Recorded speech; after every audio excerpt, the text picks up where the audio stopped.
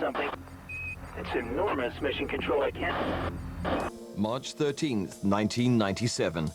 It's about 8:30 on a clear desert night in Phoenix, Arizona.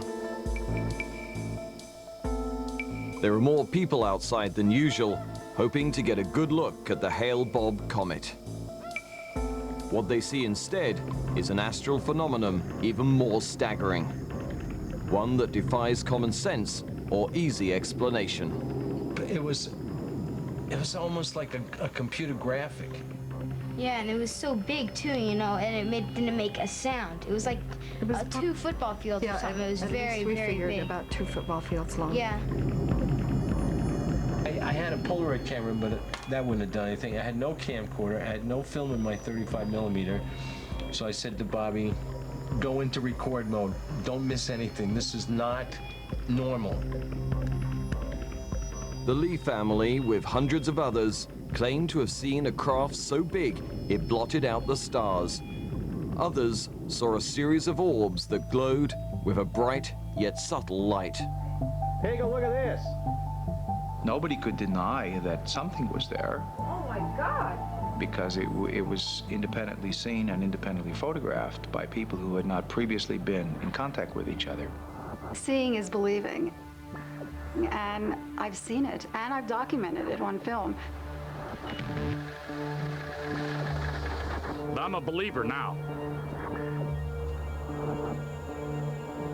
I believe somebody else is visiting us from somewhere. These are some kind of beings from other worlds, from other planetary systems that have such advanced technology that they have conquered vast distances. And the question arises, if they exist, what do we do about it? Well, the obvious answer is you try to go visit them. And so we're starting to take the first basic technology and research steps today that might enable us someday to go visit other planets like the Earth.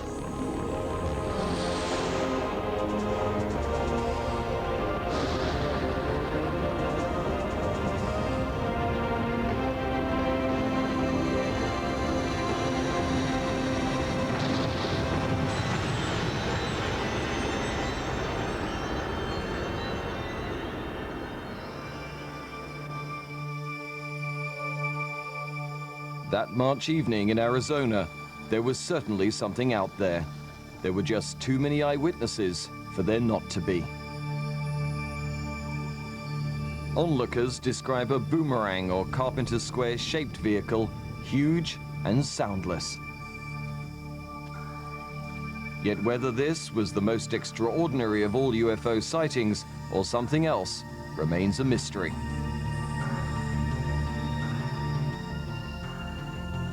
Since the end of World War II, UFO sightings have become so frequent, everyone knows what the letters stand for. Yet a UFO isn't necessarily an alien craft. It's literally an unidentified flying object. Witnesses assume flying saucers, little green men, aliens. Meanwhile, at places like NASA and the European Space Agency, scientists really are building futuristic spacecraft and dreaming up new types of intergalactic technology that rival anything in the pages of science fiction. Actually, traveling beyond our solar system to another star is so profoundly difficult that it flies in the face of all we currently know about physics. But scientists press on, hoping for breakthrough discoveries. The idea of aliens visiting Earth perplexes them. If, so far at least, we can't get there from here, how could they get here from there? Unless they possess saucer technology far beyond our grasp. People are open-minded, receptive, even believing in UFO reports, and sometimes even the most exotic UFO reports, while scientists continue to remain somewhere between cautious and actively hostile. A lot of people don't really understand how science operates. A scientist really can't write or claim something that can't be proven. And UFOs are definitely fit into the category of something that's never been proven. And yet, there they were in 1997, the so-called Phoenix Lights. Whoever put on this grand event, and I consider it a grand event, they made the choice of selecting a place where there's a broad range of people, a broad range of societies represented here, from truck drivers to lawyers to doctors, military people, retired and active, aerospace people, and uniformly experiencing something or seeing something they'd never seen before. In most cases had little or no interest, in fact even would ridicule the belief in UFOs. I must say first off that both my husband and I were both physicians, both skeptics. When these huge amber lights pop up in the sky, you can't take your eyes off them. They are mesmerizing. They're different than anything you've ever seen. They look like spinning balls of energy, and they're rock solid in the sky. I'd like somebody to tell me what it is. The lights were seen across a 300-mile corridor, stretching from the Nevada border through Phoenix to the northern edge of Tucson. Mike Kristen was another of the fortunate few who captured the sight on video. And I started to photograph this thing, videotape it, and while I was doing that, another light appeared to the west of it. And as I trained on these lights, all of a sudden this entire sequence of lights came on and formed an arc. They remained steady for like 2 or 3 minutes, and they slowly went out one at a time, and not in the same order that they went on. That evening, lorry driver Bill Greiner is hauling a load of cement up the Mount Verde mountain on his way to Glendale, Arizona. The sight that greets him at the summit is unlike anything he's ever seen. I was looking for a comet. I never did see the comet, but I saw 2 very unusual bright lights out in the distance. Greiner pulls over for a better look. Suddenly, he's startled by a burst of activity from nearby Luke Air Force Base. And all of a sudden, I heard 2 aircraft come flying out of there. They had the afterburners on the gas carriers. There's huge flames coming out of them. 2 of them took off.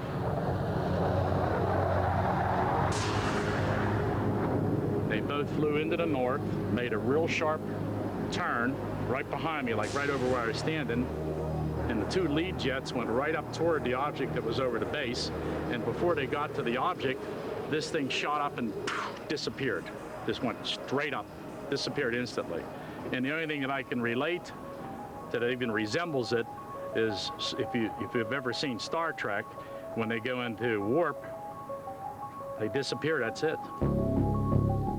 Well, before all this happened, if somebody would have said anything about this, I would have said you were nuts. But I know 2 things. The government, which is Luke Air Force Base, they knew what was going on that night because they sent the jets up after whatever the hell it was. That's fact number 1. And fact number 2, what I saw ain't from around here, period. A CNN Time magazine poll at the time of the Phoenix Lights incident found that 22% of adult Americans believe intelligent beings from other planets have made contact with Earth. I think that the Phoenix Lights event clearly is a watershed.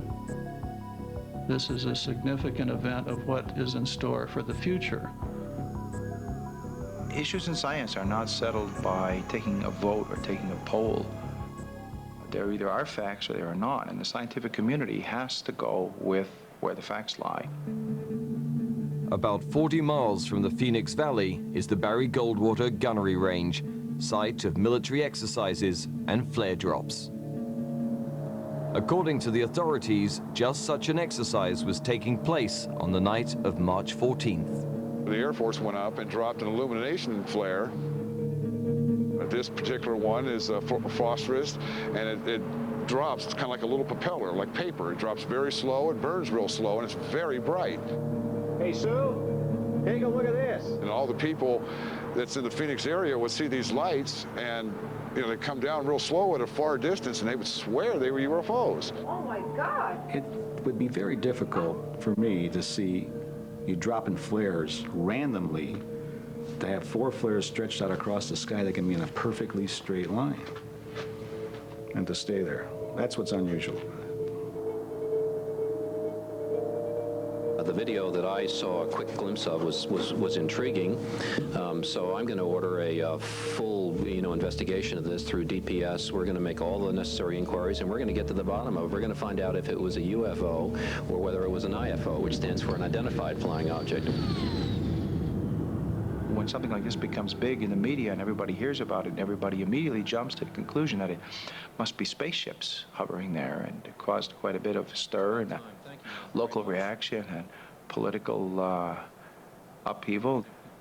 This just goes to show that you guys are entirely too serious. Anyone who came up with a hypothesis say that aliens were visiting us, it's not up to anyone else to disprove it, it's up to them to prove it.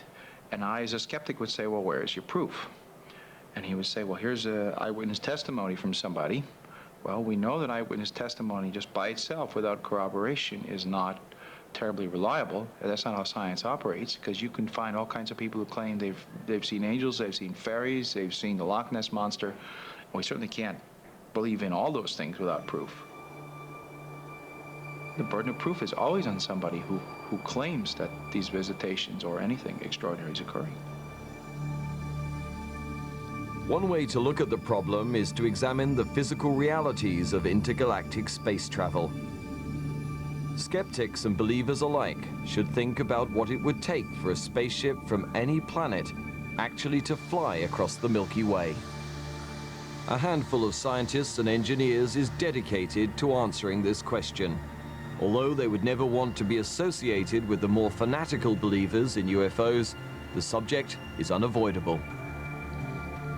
When you give a lecture on interstellar travel, many, many people believe that, hey, the answer is out there, it's being kept secret. Why are we talking about solar sails? Why are we talking about lasers of antimatter or fusion? There's anti-gravity. There's space warps sitting there in Area 51 at Roswell. All we have to do is get the military to bring it up. I don't think it's that easy, unfortunately. NASA has a search with large telescopes looking for other planets like the Earth, potentially, that might be out there. And the question arises, if they exist, what do we do about it?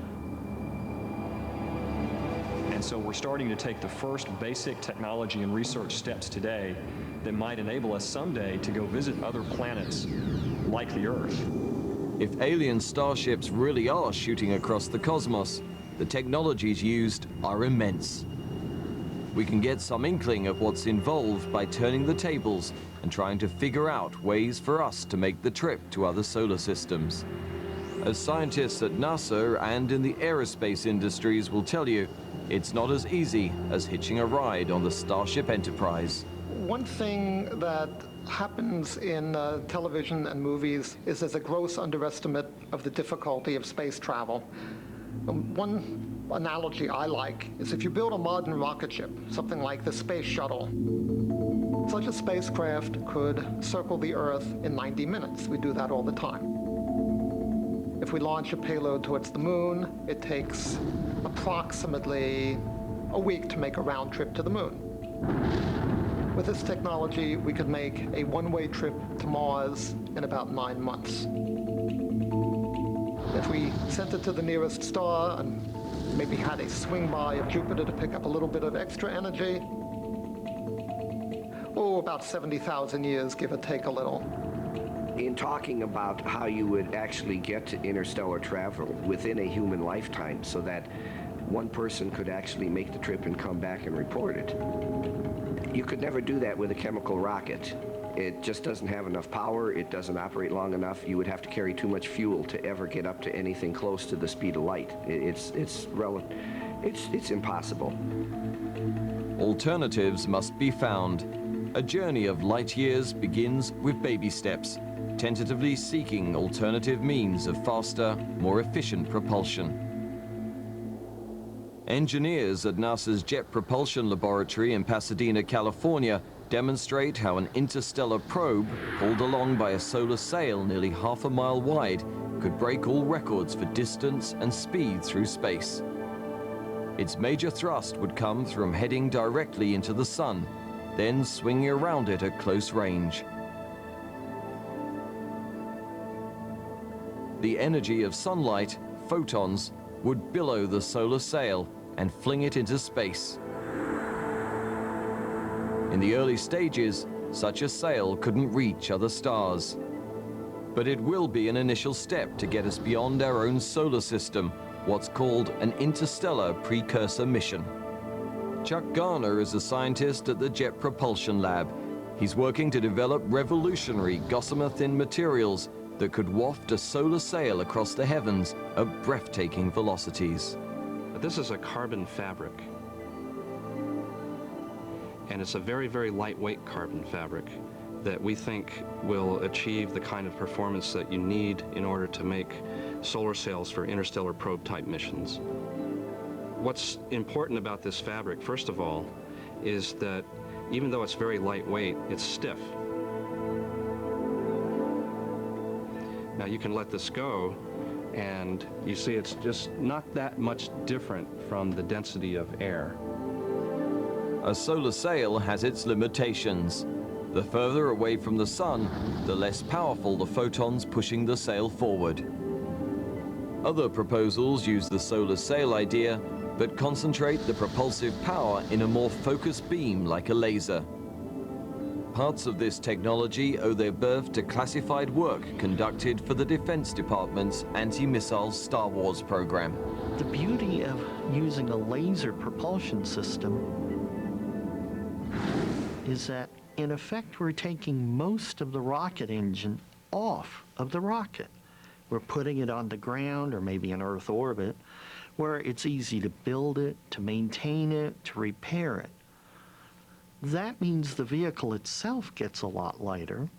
It also means, in the case of beaming momentum in the form of light to the vehicle, that we don't need a lot of extra propellant to drag along. But the sail would have to be of enormous size, the laser of tremendous power. To get to our nearest star neighbor, Alpha Centauri, would require a sail 60 miles wide, a laser with trillions of watts of electricity. There are alternatives.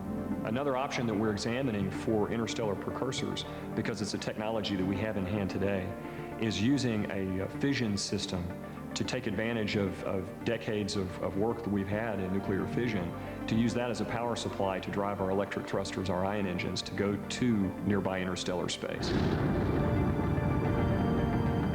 The prototype of such a system is hurtling through space at this very moment, the product of nearly a half-century's work, Deep Space One, heading toward a close encounter with an asteroid. It is the first NASA spacecraft that, once launched into space, uses an Eon engine instead of chemicals to propel it deeper and deeper into the solar system. It's a tantalizing glimpse into the future. The way I like to think of it is Deep Space One is turning science fiction into science fact. And the science fact now is that we have new capabilities, we can do new things that for the previous 40 years of exploring space we've only dreamed about. An ion propulsion system is a rocket engine that, instead of burning chemical fuels like a regular rocket, this ion engine takes a gas, in this case xenon, makes it electrically charged, and shoots those ions out the back at a very high speed. And the higher the speed that you shoot them out, the less fuel that you need to get where you want to go.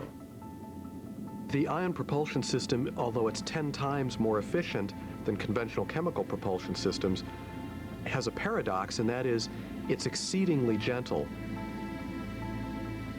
In fact, the thrust from the ion propulsion system is comparable to what I feel holding this single piece of paper in my hand. That is, the ion engine pushes on the spacecraft as hard as this single piece of paper pushes on my hand. But with time, the effect of the thrust really builds up. It's what I like to call acceleration with patience. Deep Space One can't get us to another star, but it's an excellent start. Just decades ago, such a technology was deemed impossible.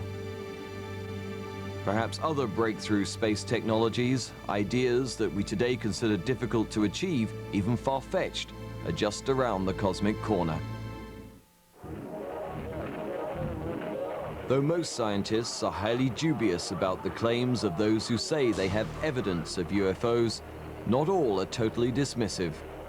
credible proof of a technology capable of intergalactic travel would revolutionize the study of astrophysics. Dr. Bernard Heisch, a specialist in the use of solar power in space, was on a committee headed by Professor Peter Stark of Stanford University that investigated the UFO question. We published a report that was a survey of the members of the American Astronomical Society. And interestingly, about 80% of the astronomers, when they were expressing their opinions confidentially or anonymously, came down on the side that either certainly, probably, or possibly the UFO phenomenon ought to be studied. Dr. Heisch pursues other unusual scientific interests as well. Perhaps the most imaginative area involves something most people aren't even aware exists: energy in a vacuum. If you take everything out of a given space, all the air, matter, heat, light, everything, amazingly, you'll discover that there is still some energy left, the so-called energy of the vacuum, known as zero-point energy. The zero-point field is a background sea of energy that fills the universe, fills everything in the universe that quantum laws say has to exist. And I can illustrate it with a little oscillator. You have a classical oscillator, something bouncing up and down on a rubber band or a spring. Eventually they will come to rest because of frictional forces. Now, if you have an oscillator subject to quantum laws, it'll never come to rest entirely. And that means that all of space will be filled with a certain amount of electromagnetic energy because of those quantum laws. And all of that added together is a zero-point field.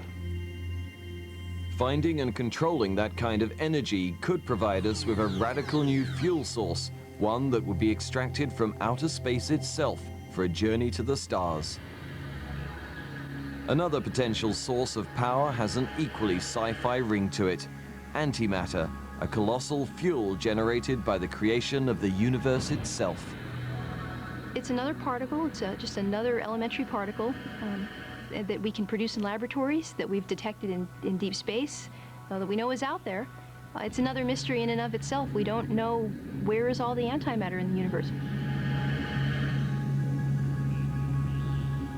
At the beginning of time, in the gargantuan detonation of the Big Bang, matter and antimatter came into existence.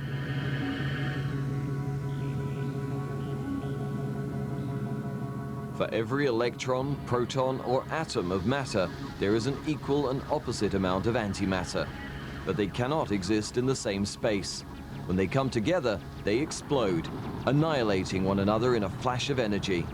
A large matter-antimatter reaction would dwarf any thermonuclear explosion ever ignited on Earth.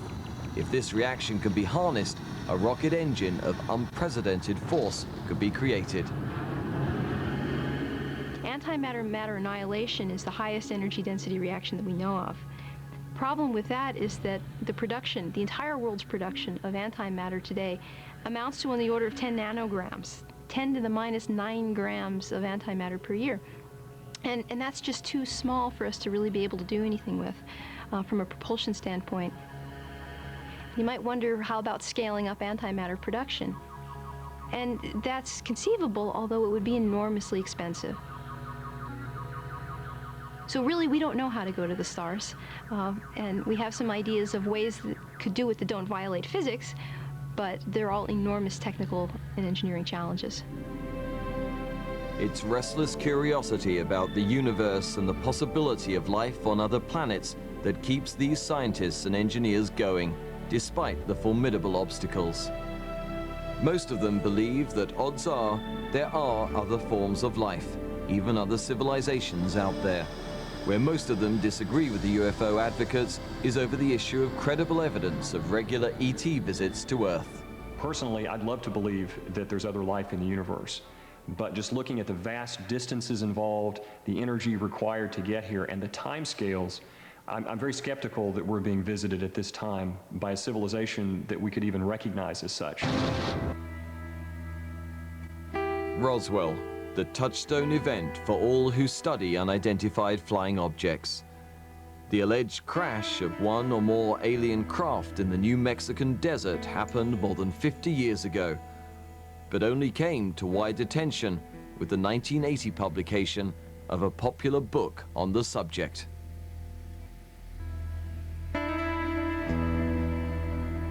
It's almost like a shrine of Fatima or something like that for those who believe in the legend of UFOs and alien visitations.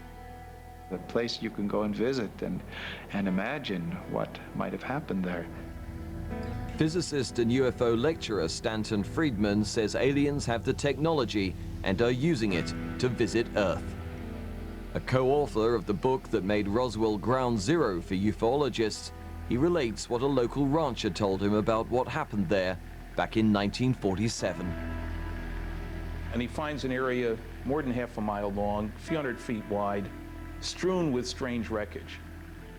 There were pieces, I-beams they called them, small pieces, with strange symbols that you couldn't break, couldn't cut, couldn't burn, very lightweight. There was extraordinarily strong lightweight material that you couldn't break through with a sledgehammer. There was a foil-like material that you could fold and fold again and fold again, and it would unfold, but you couldn't scratch it, couldn't cut it.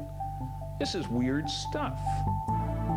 When the wreckage arrives in Fort Worth, Texas, General Roger Ramey, head of the 8th Air Force, had already received a call from his boss telling him to cover it up, I don't care how you do it, send some of that wreckage up here today with one of your Colonel Couriers and never talk about it again. Well, there really isn't a lot of mystery to what happened at Roswell. If you just take the facts that we're reasonably certain of, we know that there was a project called Project Mogul that was in operation elsewhere in New Mexico at that time. They were launching balloons that were intended to be high-altitude reconnaissance balloons. They were testing the use of balloons as an intelligence gathering device. This was before there were any satellites in orbit. They were testing the feasibility of using high-altitude balloons for keeping track of what the Russians were up to. Actually, it was a little bit of a cover-up. They didn't want to say, this is a device that we built because we're trying to snoop on the Russians, and this thing crashed in the field and the farmer found it. But it was a balloon, and that's what was found. With 5 pounds of tinfoil and sticks is the most amazing thing. Imagine trying to build a spaceship with 5 pounds of tinfoil and sticks. Gee whiz.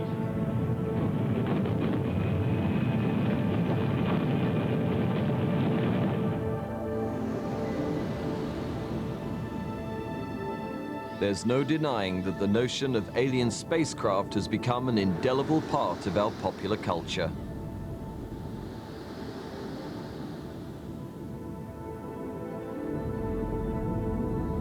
In addition to the numerous sightings of flying saucer-shaped objects, there have been many reported sightings of V-shaped objects, not unlike those seen by the witnesses of the Phoenix Lights.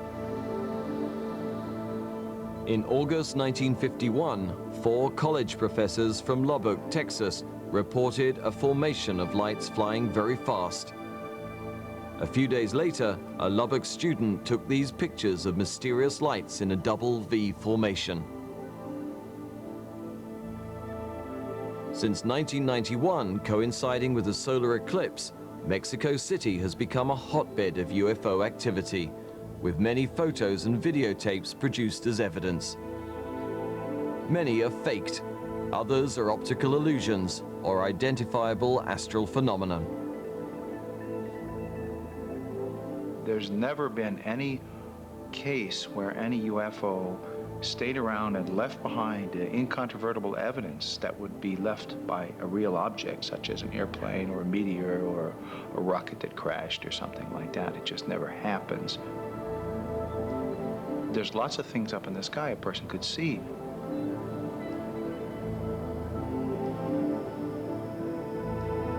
There's bright planets, there's bright stars.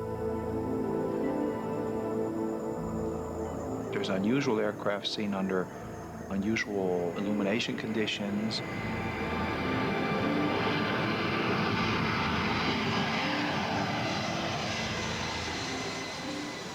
We all have a set of expectations of what UFOs are supposed to look like, what they're supposed to do, what they're supposed to contain.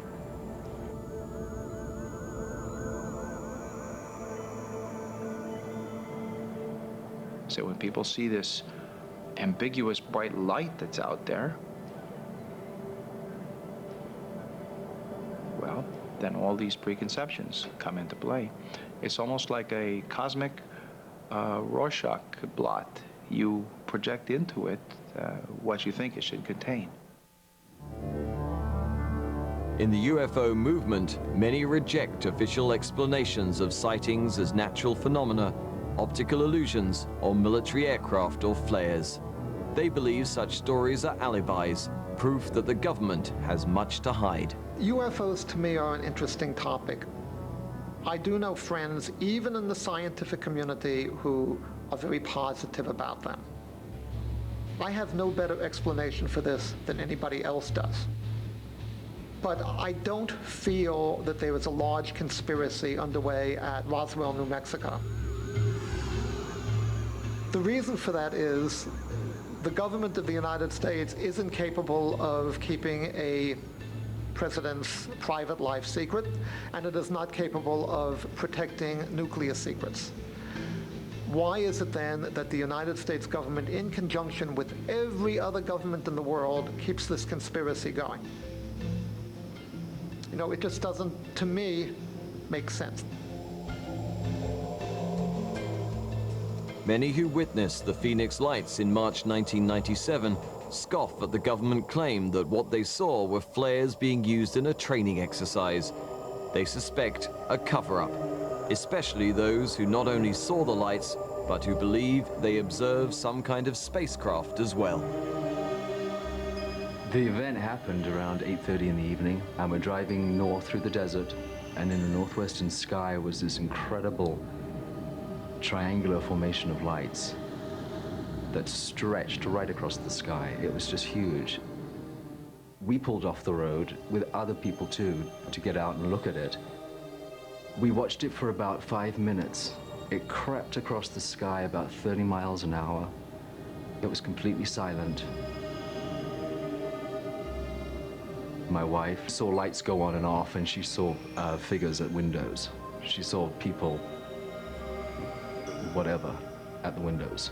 I didn't see that. I was looking at another part of the ship. That night, Hal and I were coming home in the car, and Hal was going to look for the Hale-Bopp comet. And when I let him out of the car, the first thing he says to me, "Dad, what is that?" The first impression was it was like a carpenter's square with 5 lights set perfectly geometric in it, 1 in the tip and 2 on each side. It wasn't just sitting there, it actually was coming straight at us. It took probably about 15 seconds to pass over us. It seemed like a long, long time. Like I thought it was going to stop. I don't know what everybody else thought. I thought it was going to, because we had just seen, you know, it was like Independence Day. Where it slows down over you, you know, and makes you feel like it's going to drop something or pick you up or do something, you know? You got the feeling looking at it. It had a purpose. It had a motive, and it almost like someone coming in for a little peek, a little look. Doesn't want to disturb, doesn't want to make a fuss, just secretly come in and secretly leave. There's no explanation for this in our world here at all. It's hard for people to really grasp that. We humiliate ourselves sometimes telling people about this. I could understand people having all kinds of experiences with this craft because of the way the air was electrically charged. It kind of woke you up. It kind of woke up. It was like it was pulling on your spirit almost. And some people have had a very religious experience. Some people felt they were looking at the face of God. But something was up there. Ed Ashley, who's worked most of his life in the military aviation business, thinks he knows what it was. There was a rumor of an aircraft being built by a certain company that looked awful like a UFO, and it used an anti-static propulsion system or something like that, and it was built and designed in several shapes. After the Phoenix Light story came on the news, I called up a friend of mine, and not so many words over the phone, asked him, "Hey, was that you guys doing that?" And he said, "Yeah." The best information that I have from some amateur astronomers who witnessed it said that it was aircraft, apparently in a formation. The best estimate would be that this was a night refueling mission.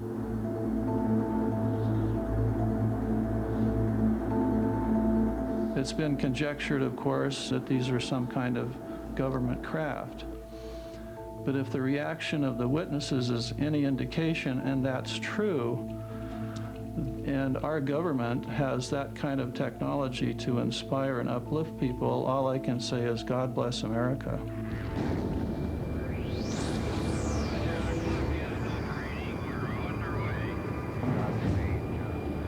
It's not surprising that the rise of UFO phenomena in America coincided with the outbreak of the Cold War. There was great anxiety and dread fostered by the bitter military and outer space rivalry with the Soviet Union.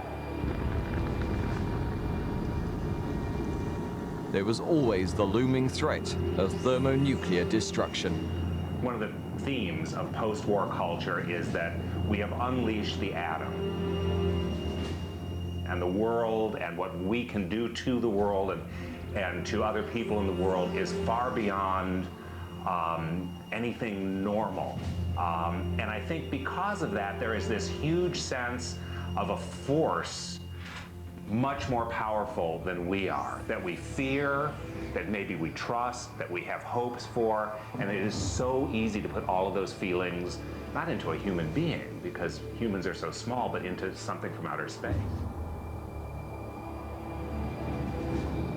The Cold War also ushered in an era of top-secret programs to develop high-flying reconnaissance craft and stealth fighters and bombers. Many believe tests of these incredible new technologies account for many UFO sightings. In the early days of aerodynamic experimentation, there have been an almost infinite variety of shapes that have been tested. Some of those things have actually become airborne. Some of them have probably traveled around quite a lot, either under their own power or perhaps even as gliders, so that they would have moved in ways that were not considered normal by casual observers. It would be very easy for them to be interpreted as not of terrestrial origin. The aircraft responsible for the greatest number of UFO mix-ups are the various generations of stealth bombers, fighters, and reconnaissance planes.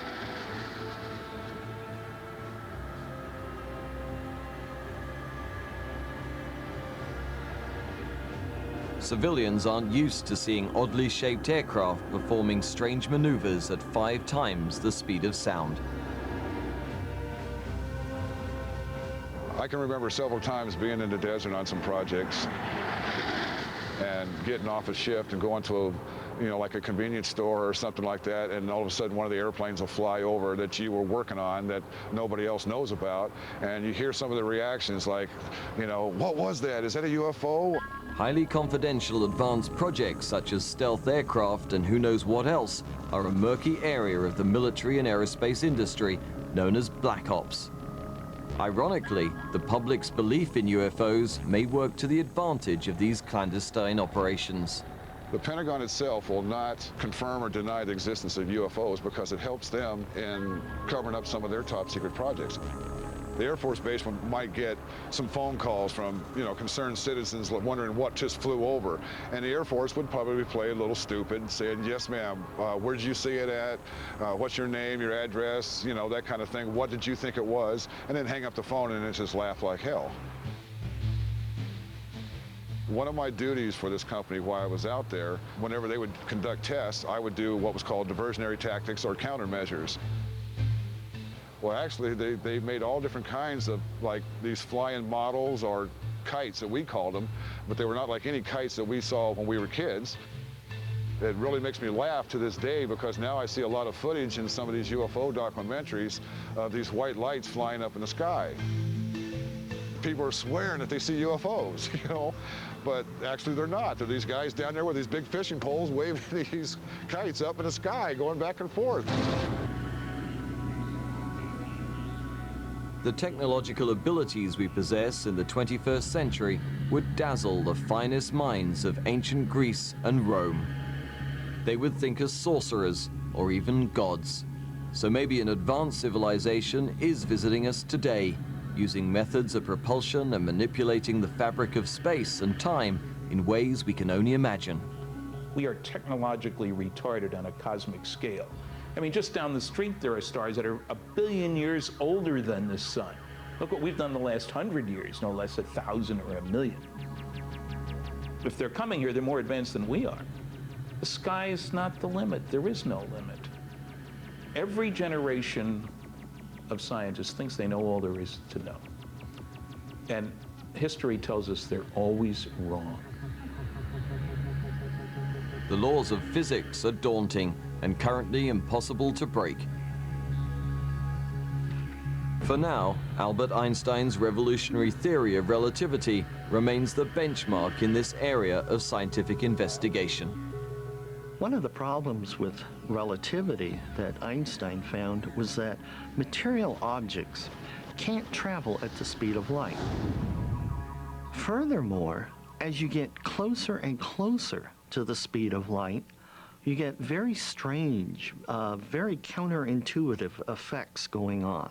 They're completely against everyday experience, and yet they're very real. We have to design scientific instruments to take them into account. But basically, as you get very near the speed of light, your intrinsic mass begins to increase. So it takes more energy to go faster. But the faster you go, the more you weigh. So it takes more energy. And you very quickly get a snowballing effect to the point where any piece of mass, as you start getting very near the speed of light, essentially would take infinite energy to go at the speed of light. Despite all the odds, scientists are pushing ahead, seeking answers to gigantic questions. NASA's Breakthrough Propulsion Program is investigating not only such technologies as solar sails and antimatter engines, but theoretical possibilities that were once only the stuff of dreams. One possible method is anti-gravity, but because that has too much of a science fiction ring to it, scientists prefer the phrase gravity manipulation. You can think of gravity manipulation as the possibility for thrusting without rockets, because if it turns out to be real, you can consider objects moving in space without having to eject mass. It gets away from the action-reaction kinds of thrust. So what we're looking for, if we really want to talk about interstellar travel, is somehow to manipulate gravity and perhaps the space-time fabric around the rocket to create a bubble around the rocket, a bubble of space-time. To the rocket and to the people in it, it's not traveling faster than the speed of light. But in fact, you're bending space to the point where in fact you are traveling farther than you could. In 1994, Miguel Alcubierre astonished physicists everywhere by calculating a way to distort space in a manner that would allow warp speed travel to expand the amount of space behind a starship while bunching it up ahead. Such an intergalactic travel technology, the stuff of television and the movies, is thus, in theory at least, possible. Warp drive is a catch-all term, I suppose, that alludes to the possibility of warping space and time so as to get round the light barrier. You can't move faster than the speed of light through space, but there's no restriction on how fast space itself can expand. And you basically treat space in front of you and behind you like a rubber sheet. In front of you, you compress it. Behind you, you expand it. So that when you get where you're going, you just let everything snap back to normal, and now you have in effect moved much faster than the speed of light over a very long distance. There's another theoretical way of getting out to the great beyond of space, one already celebrated in Hollywood science fiction. Wormholes, tunnels in space-time that would be the cosmic equivalent of shortcuts. A wormhole is a place where gravity is so intense that space is ultimately reduced to an infinitely small point. The idea of how a wormhole works is a little bit counterintuitive. One example that we often use is to take just a sheet of paper and bend it into sort of a U shape, where now if you're traveling the long way around through normal space, it takes many years to get, say, from Earth to Alpha Centauri or any other star. The wormhole basically takes a shortcut. It bypasses the long, slow path through normal space, so you're able to get there much closer. And in fact, in the extreme limit, you're warping space with the wormhole so strongly that the 2 points basically touch. It would almost be like opening a door on Earth and walking through the doorway, and now you're in Alpha Centauri. The mysterious nature of this universe may someday be revealed and allow us to use its secrets to travel awe-inspiring distances. Aliens may have already made the imagined real, using advanced saucer technology to explore the cosmos, visiting neighboring planets like Earth. If you look at past history, it tells us that every time that we've explored a new place and found a new place to populate and to use, we've advanced our civilization. I think that the same thing will happen as we go out into space.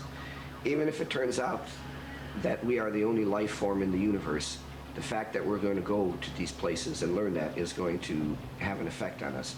And if in fact we went to these places and we found that there were other civilizations as well, it would totally revamp our thoughts on our place in the universe. What seems impossible to us today may startle us with its reality tomorrow. We may travel to other worlds. Voyagers from other solar systems may travel to us, possessing knowledge honed by thousands of years of saucer technology, beyond all human experience. In the decades and centuries to come, our intellects and imaginations will be challenged and thrilled as never before. It should be quite a ride.